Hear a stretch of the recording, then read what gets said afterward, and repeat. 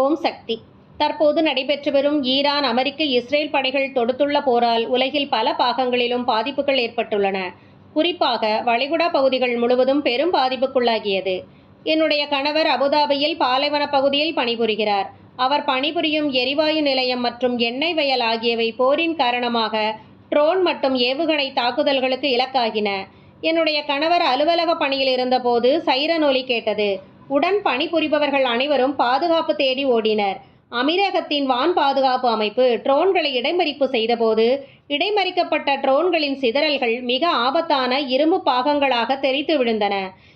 அதில் ஒரு இரும்பு துண்டு என் கணவரின் தலைக்கு சற்று மேலே சென்று விழுந்தது. அன்னையின் அருளால் அவர் நூலிழையில் உயிர் தப்பினார். பெரும் அதிர்ச்சிக்குள்ளான அவர் கடவுள் நம்பிக்கையே இல்லாதவர்.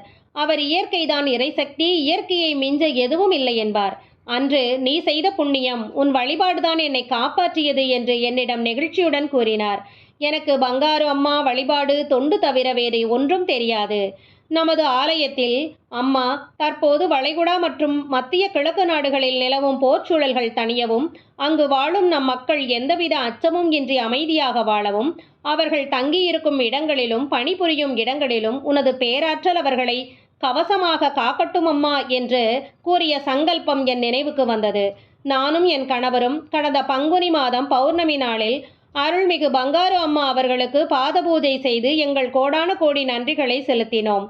என் கணவர் முழு மனதோடு குரு அம்மா, கருவறை அம்மா திருவடி படங்களை தான் பணிபுரியும் நாட்டில் வைத்து வழிபட சித்தர் பீடத்திலிருந்து வாங்கிச் சென்றார். எத்தனை மைல் தூரம் தொலைவில் இருந்தாலும் நம் பங்காரு அம்மா அவர்களின் பேராற்றல் அருட்கவசமாக இருந்து நம்மையும் நம் குடும்பத்தையும் காத்து வருகிறது என்பதை இந்த நிகழ்ச்சியின் மூலம் புரிந்து கொண்டோம். ஓம் சக்தி.